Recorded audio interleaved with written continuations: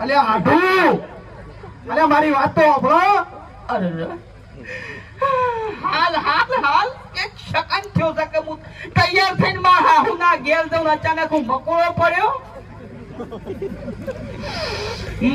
પડ્યો માથા મરી ગયો હું છું. અલે પણ એમાં શો રોવાના આવાજ હું રોઉં છું હે? તું તો ના રોવું બુઢિયા.